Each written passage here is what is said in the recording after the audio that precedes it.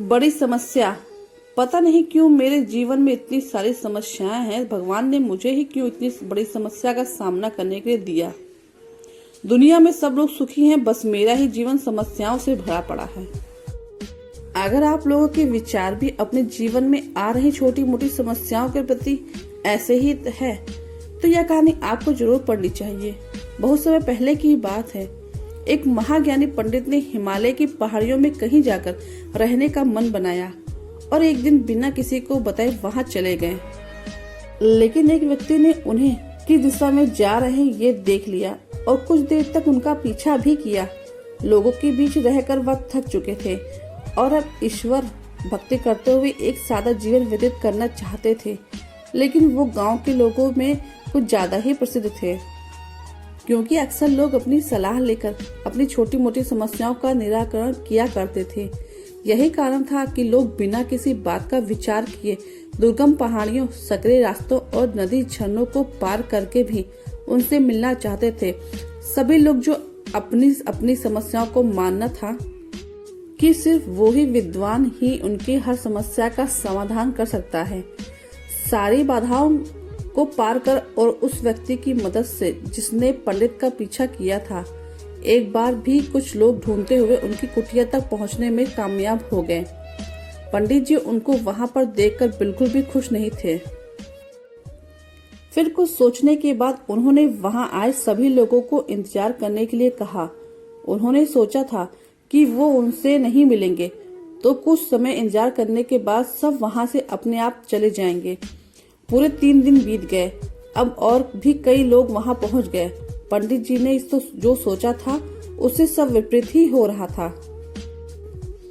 जब लोगों के लिए जगह कम पड़ने लगी तब पंडित जी बोले, आज मैं आप सभी के प्रश्नों का उत्तर दूंगा, पर आपको वचन देना होगा कि यहाँ से जाने के बाद आप किसी और को इस स्थान के बारे में नहीं बताएंगे। ताकि आज के बाद एकांत में रहकर पंडित जी ने सभी को संबोधित किया। चलिए अपनी अपनी समस्याएं बताइए। या सुनते ही किसी ने अपनी समस्याएं बताना शुरू की, लेकिन अभी कुछ शब्द ही बोल पाया था कि बीच में किसी और ने अपनी बात कहनी शुरू कर दी। सभी जानते थे कि आज के बाद उन्हें कभी पंडित जी से बात करने का मौका नहीं मिलेगा, इसलिए वे सब जल्दी से जल्दी अपनी बात रखना चाहते थे। कुछ ही देर में वहां का दृश्य शोर से भरे किसी बाजार जैसा हो गया और इसलिए विवश होकर पंडित जी को गुस्सा से बोलने पड़ा, आप सभी लोग को शांत रहना चाहिए। सभी बोलेंगे तो किसी की समस्या न सुनी जाएगी और न ही उसका समाधान हो पाएगा। एक काम करिए, अपनी अपनी समस्या एक पर्चे में लिखकर मुझे दे दीजिए। सभी ने अपनी समस्याएं लिखकर पंडित जी को दे दी।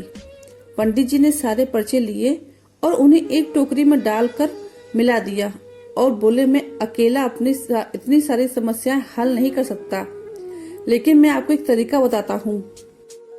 इस टोकरी को एक दूसरे की तरफ बढ़ाते जाइए। हर व्यक्ति एक पर्ची उठाएगा और उसे पढ़ेगा। उसके बाद उसे निर्णय लेना होगा कि क्या वो अपनी समस्या को इस समस्या से बदलना चाहता है। हर व्यक्ति ने एक एक पर्चा उठाया और उसे पढ़ा। उनमें से हर एक उस चिट्ठी को पढ़कर सहम से जाता। एक एक करके सभी ने पर्चियां देख ली, पर कोई भी अपनी समस्या के बदले किसी और की समस्या लेने को तैयार नहीं हुआ। सबका यही सोचना था कि उनकी अपनी समस्या चाहे कितनी ही बड़ी क्यों ना हो, बाकी लोगों की समस्या जितनी गंभीर नहीं। 2 घंटे बाद सभी अपनी अपनी पर्ची हाथ में लिए लौटने लगे। वे खुश थे कि उनकी समस्या उतनी बड़ी भी नहीं जितना कि वे सोचते थे। दोस्तों, ऐसा कौन होगा जिसके जीवन में एक भी समस्या ना हो। हम सभी के जीवन में समस्याएं हैं। कोई अपने खराब स्वास्थ्य से परेशान है तो कोई गरीबी से। हमें इस बात को स्वीकार करना चाहिए कि जीवन है तो छोटी मोटी समस्याएं आती ही रहेंगी। ऐसे में दुखी होकर उसी के बारे में सोचने से अच्छा है कि हम अपना ध्यान उसके निवारण में लगाएं और अगर उसका कोई समाधान ही ना हो तो अन्य प्रोडक्टिव चीजों पर फोकस करें। हमें लगता है कि सबसे बड़ी समस्या हमारी ही है, लेकिन ऐसा बिल्कुल नहीं है, क्योंकि दुनिया में लोगों को ऐसी ऐसी तकलीफें हैं, समस्याएं हैं जिनके सामने हमारी सभी समस्याएं ना के बराबर लगती हैं।